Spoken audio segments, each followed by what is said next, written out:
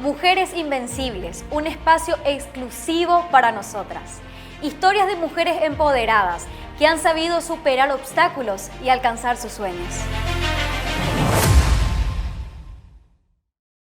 Muy buenas noches a todos. Estoy muy feliz de estar nuevamente aquí con ustedes en Mujeres Invencibles de la mano de Vamos por Más Producciones. Y hoy tengo a una invitada muy especial que es Suyi Vera. Ella es la rectora de la Universidad Nacional de Asunción. ¿Cómo estás, Suyi?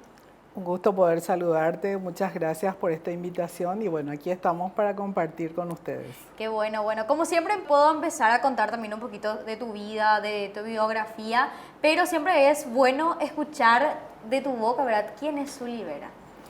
Bien, y Suyi Vera es una mujer preciosa, mamá, hija realmente mayor dentro de una familia que realmente se caracteriza por los valores, por servir, y algo muy importante que yo siempre rescato, que como soy educadora, digo, es que realmente soy una persona que quiere servir. Bueno, la mejor manera de hacerlo es a través de la educación. Me encanta. Y algo muy interesante es que después de 129 años, vos te convertiste en la primera mujer en ser rectora de la Nacional. ¡Qué increíble! ¿Cómo se dio eso? Realmente considero que este espacio de la mujer, de la profesora Suyi, dentro de, además de ser mamá, que es importante rescatar ese rol también de mamá de dos hijas preciosas, es el hecho que la universidad formó parte de mi vida, así como yo también parte de ella, soy hija de la UNA. Entonces mis primeros años fueron de ser ayudante de cátedra, pasar a los diferentes momentos de una vida, una docente, que es el de ser jefe de trabajos prácticos, luego ser elegida para consejera, y esto pasando los años, lógicamente, hasta llegar a ser también, Gaby, la primera mujer vicedecana dentro de la Facultad de Ciencias Químicas, la primera decana en la Facultad de Ciencias Químicas, y de ahí se da este espacio de poder compartir ya quizás mis experiencias como docente, pero también un rol muy importante como investigadora. Esto que realmente también es importante para la educación, que van de la mano. Y así es que llegamos al rectorado. Fue realmente algo muy, muy complejo para mí, que venía de una formación muy académica, llegar hasta ese lugar que en ese momento fue hace 4 años y medio atrás, ¿verdad? 129 años. Ahora ya nos vamos justamente en septiembre la universidad cumple 134 años. El 24 de septiembre cumplimos 134 años. Wow, qué interesante. Entonces me imagino que para estar ahí y pasar tantos procesos, tantos cargos, como estabas comentando, también fuiste la primera vicepresidenta. Decana. Qué increíble. Me imagino que hubieron muchos obstáculos que vos tuviste que pasar, tanto también en tu rol de madre, porque me imagino que ser una persona que tiene que poner la cara en un trabajo tan importante como es la educación, seguramente tuviste esos momentos en los cuales te preocupaba el no pasar tanto tiempo con tus hijas. ¿Cómo supiste sobrellevar esa situación? Bien, y ese espacio considero que quizás lo logré, por el hecho que vengo, como decía al inicio del programa, de una formación basada en valores, donde siempre decimos que la familia es el núcleo, es el centro, es el que nos ayuda a que cuando uno está en ese momento que tiene como dudas, situaciones como que de repensar, está ahí la familia. Entonces, quizás me fue más fácil porque tenía ya la ayuda de mis padres, que también siempre fomentaron y me ayudaron en todo, mis hermanas, ¿verdad? Mi esposo, que también lógicamente acompañaba esto. Por eso yo pienso que esto es un equilibrio. Realmente los espacios que vamos conquistando también se hacen en unos espacios que se van construyendo en lo que se llaman nuestras áreas de influencia.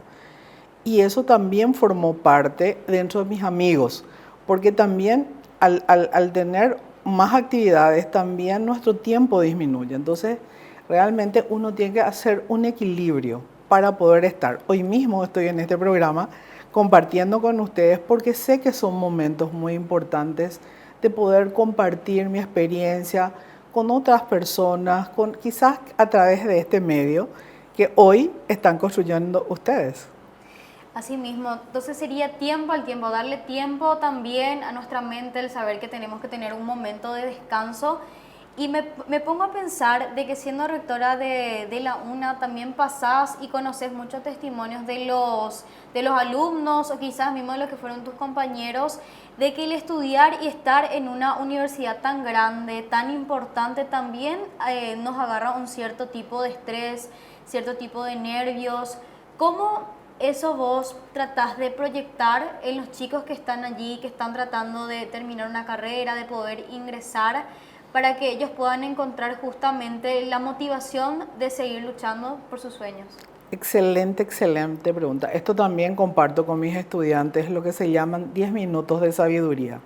10 minutos de compartir experiencia y bueno, en mi experiencia ya estudiando con los jóvenes de la Facultad de Ciencias Químicas me hizo ver que nosotros necesitamos mucho tiempo porque tenemos que llegar hasta lo más íntimo de la molécula, ¿verdad? Yo siempre digo eso, entonces la química está en todo, pero también la química está en los neurotransmisores, que es lo que seguramente uno dice que necesita ese tiempo de equilibrarnos. Y entonces, ¿qué hago yo con los estudiantes? Les comento que también tenemos que saber alimentarnos. Además de saber alimentarnos, justamente implementé un sistema que en aquel momento aprendí en una escuela japonesa que se llamaban pausa activa. ¿Qué significa? Cada actividad que vamos haciendo que nos exige mucha adrenalina, mucho estrés, entonces darnos un tiempo de unos 10 minutos para hacer algo diferente, que puede ser un estiramiento, pero 10 minutos en las cuales los alumnos empecé a hacer con ellos y les gustó a los chicos. Entonces les digo, repitan esto cuando ustedes están muy concentrados o tienen unos exámenes que ustedes consideran difíciles. Entonces ahí está, Gaby, que uno tiene que buscar dentro de su movimiento, vos como estudiante o como parte de nuestra vida social que tenemos, que es a veces caóticamente hermosa, yo siempre digo, como se utiliza. Entonces, buscar esos tiempos también. Y allí quiero comentarte una experiencia de un gran maestro que me decía así, que hay que buscar nuestros espacios donde uno se sienta bien consigo misma y recupere esa energía que también necesitamos recuperar y que también es parte de las actividades que uno tiene que darse. Ese tiempo de pausa, de equilibrio y bueno, también algo que deseamos y que siempre debemos hacer un descanso, que es el sueño. O sea, yo también eso le digo a los estudiantes, no estudien ese día antes, tratemos de hacer ya de manera. Hasta eso muchas veces uno tiene que llegar a compartir con los estudiantes y quizás fueron mis experiencias que fui compartiendo con los estudiantes y a su vez ellos me comentan qué hacen o me comentan cómo hacen, ¿verdad? Y entonces ahí quizás mi experiencia me hizo ver, yo soy farmacéutica, entonces a veces los alumnos me dicen, y profesora, ¿y puedo mezclar esto con esto? Entonces me sirve también como un momento de poder enseñarle a los estudiantes, porque también uno cuando es joven quiere experimentar. Entonces ahí yo trato de evitar unas combinaciones que a veces quieren hacerlo, pero entonces, y ahí comienza de nuevo a comenzar y rodar la química, el equilibrio. ¿Qué es lo que uno quiere? Ser feliz. Y uno busca ese momento a través, y quizás ese espacio que yo estoy haciendo con los estudiantes es lo que me hace feliz y bueno, soy feliz así, compartiendo mis experiencias de conocimientos, pero también de experiencias. Qué lindo saber de que, bueno, de que la máxima autoridad sea una persona tan buena, tan noble, que se siente y vos puedas hablar con ella. Porque para mí, por ejemplo, el acompañamiento cuando uno es joven es muy importante para no caer justamente en esas frustraciones que a veces tenemos y en busca de la felicidad. Me imagino que en algún momento tuviste que pasar por algo que te hizo dudar si realmente estabas en lo correcto, si realmente el ritmo de vida, lo que estabas haciendo valía la pena. Si es que me permitís, ¿cuál sería o cuál consideras que fue un momento en el cual vos sentiste que estabas en un pozo sin salida, como se dice, pero pudiste salir de ese momento y volver justamente a encaminarte en el camino de la felicidad? Y bueno, considero que quizás fue exactamente el momento más quizás difícil de mi vida, fue justamente cuando le pierdo a mi esposo. Entonces yo digo, bueno, trato de buscar muchas cuestiones, muchas preguntas y respuestas, ¿verdad? Pero después digo, bueno, que hay cada uno tiene una misión y quizás cuando uno cumplió esa misión, digo, bueno, quizás esa fue. Entonces yo misma también fui construyendo ese momento difícil, que es lo que uno dice, pero ahí quien influye es el entorno, la familia, que decía yo al principio que es la plataforma o es el centro o es el corazón de cada persona y que a lo mejor eso es lo que a su vez alimenta en uno y ese momento de tensión, de frustración, de miedo, es como que uno va superando. Eso también es importante, saber reconocer que las personas, aunque seamos invencibles, aunque seamos superpoderosas, tenemos también nuestros momentos que tenemos que aprender a crecer, a construir o a deconstruir, ¿verdad? A aprender o desaprender.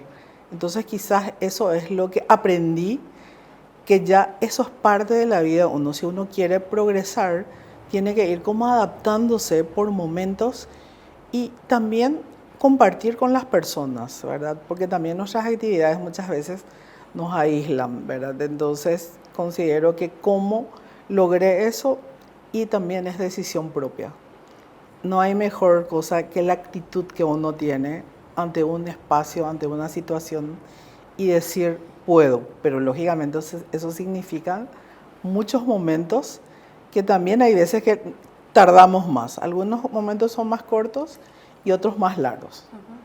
Me imagino que también después de la pérdida de lo que fue tu compañero de vida, porque un esposo, una pareja, es realmente, más allá de ser una pareja, es tu mejor amigo, Así mismo. es la persona que te aconseja, es la persona que está apoyándote.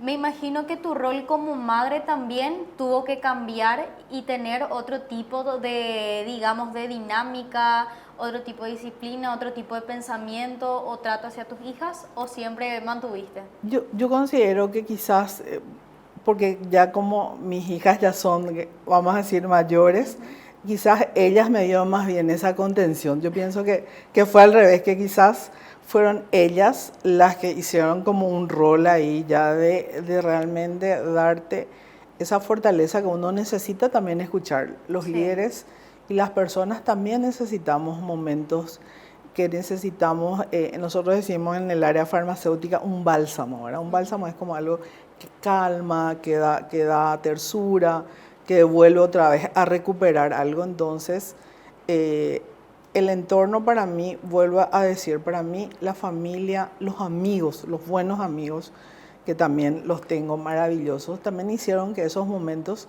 también se puedan revertir y allí ese rol de mamá, papá, fue quizás más fácil para mí por el hecho que tengo quizás una capacidad de una recuperación, digo, rápida, porque también, como no conté, que era hija mayor, la hija mayor siempre tiene una gran misión, ¿verdad? De cuidar, de estar preocupándose, entonces quizás eso también me dio esa fuerza que uno hace que se recupere.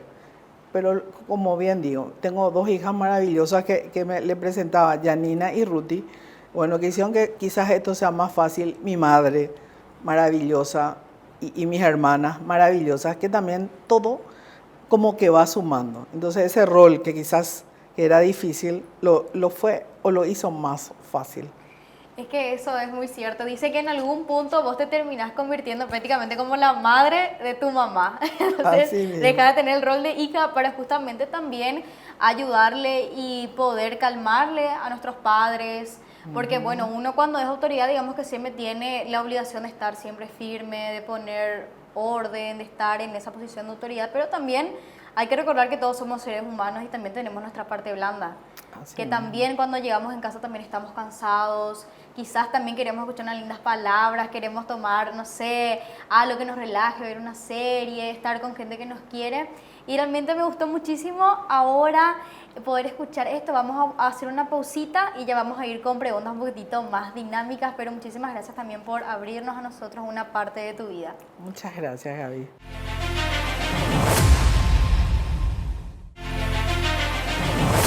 Ya estamos de vuelta aquí en Mujeres Invencibles con mi invitada súper especial de hoy, que es Zuli.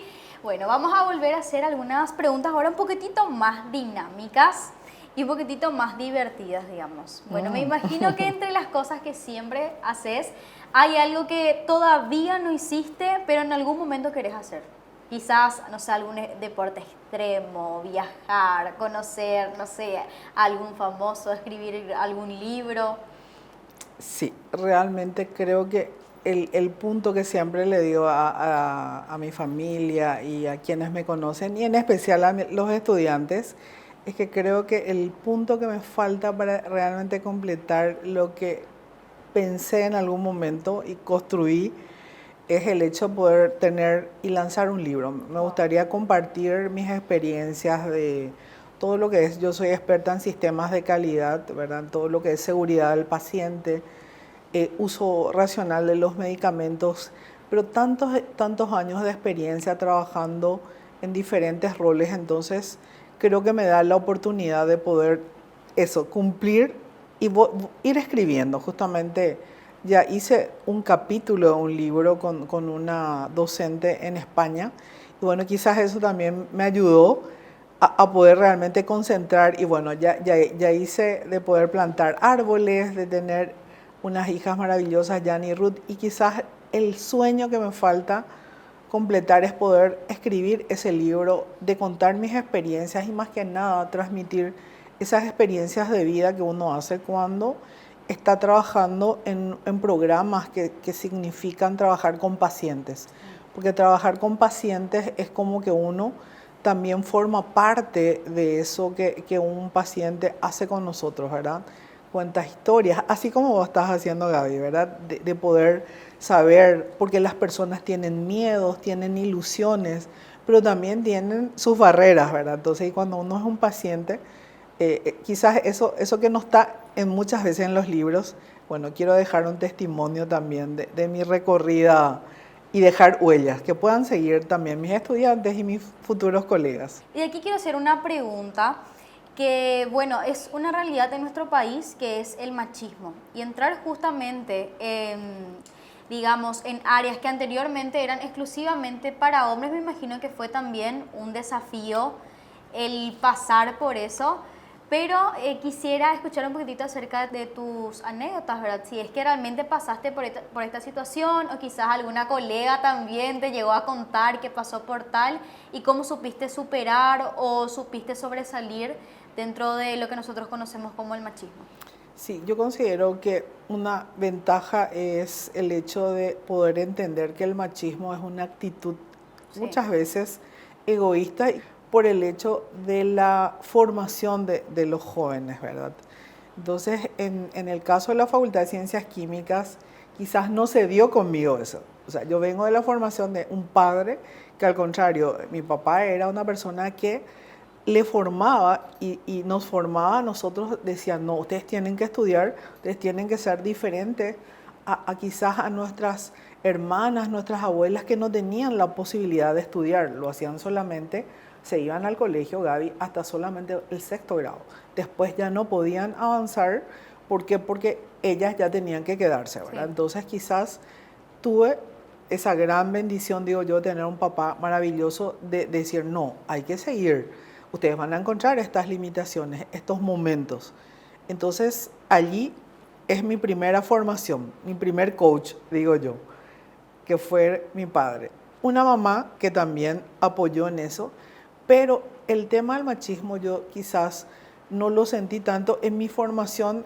Yo entro en un colegio mixto. Sí. Después en la universidad, en la carrera que yo elegí también, era como más mujeres. Eran 35 mujeres y 5 varones, ¿verdad?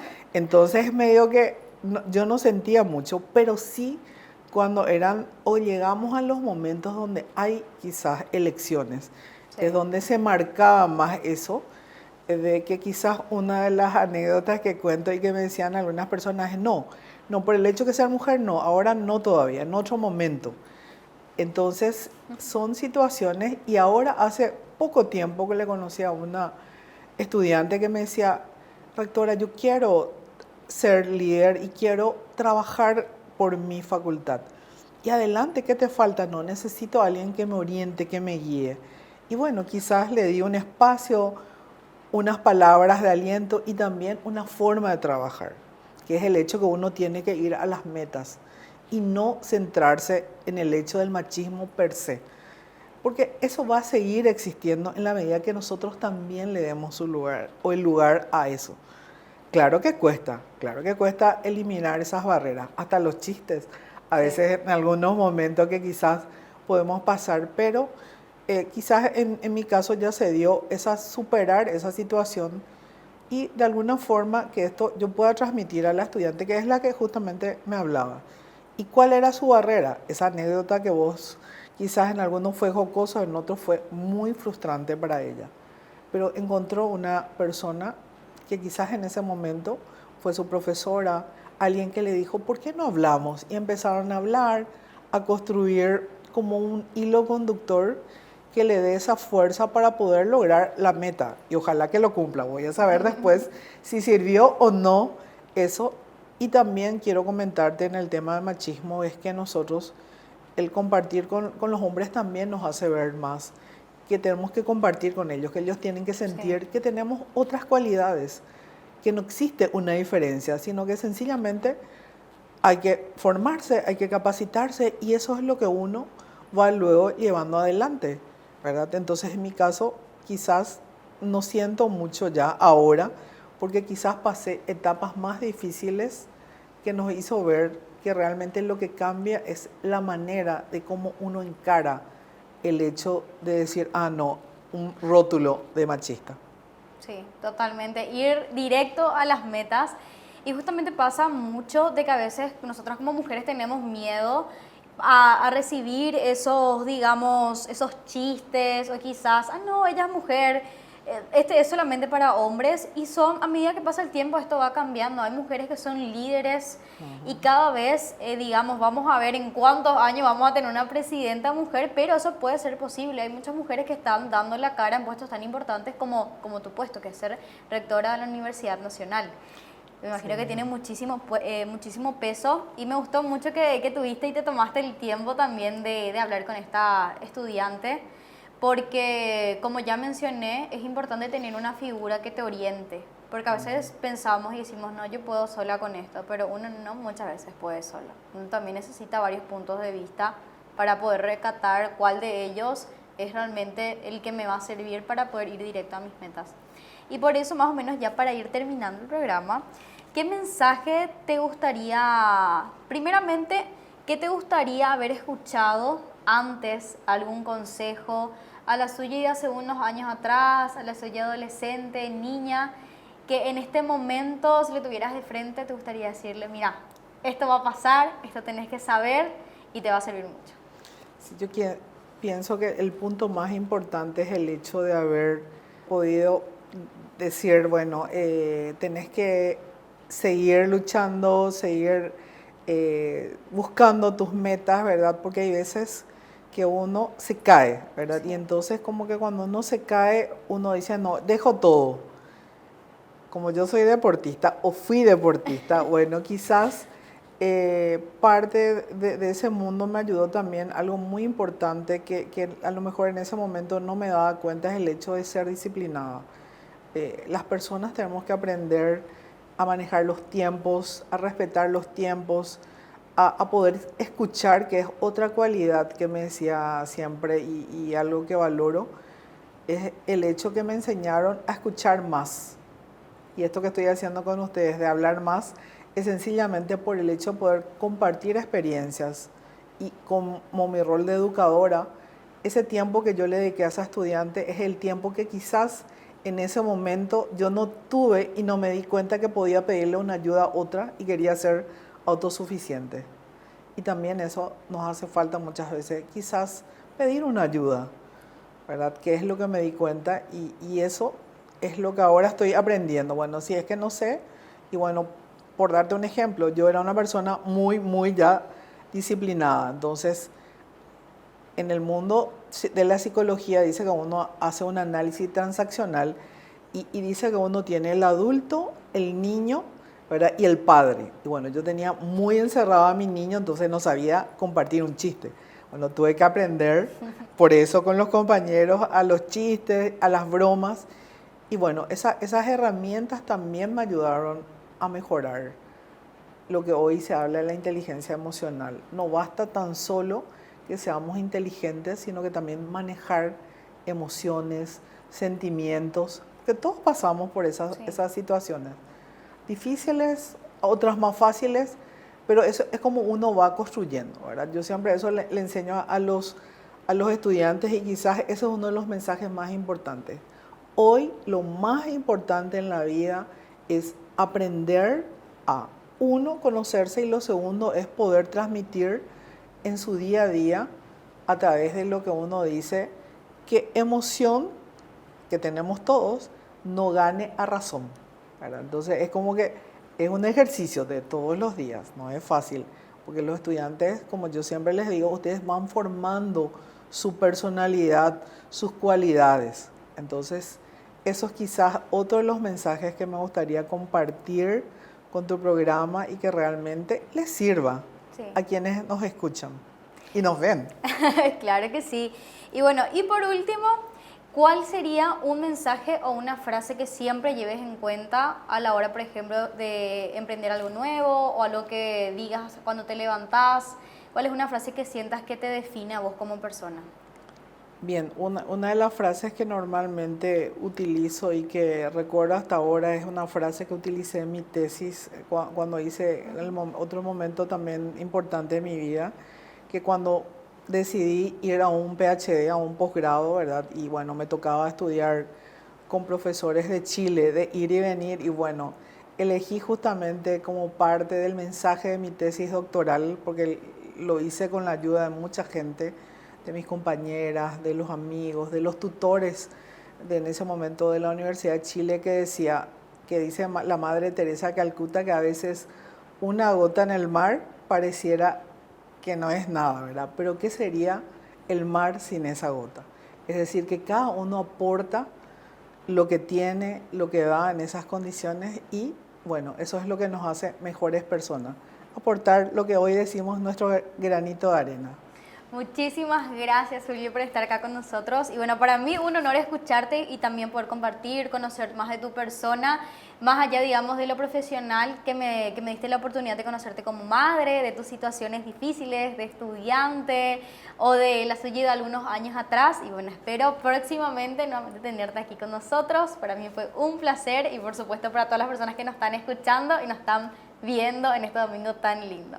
Así que muchísimas gracias a vos también que estuviste aquí con nosotras compartiendo. Te voy a esperar el próximo domingo, pero no te pierdas porque en unos instantes se viene Implacable con Rodolfo González Friedman. Nos vemos el próximo domingo. Chau, chau.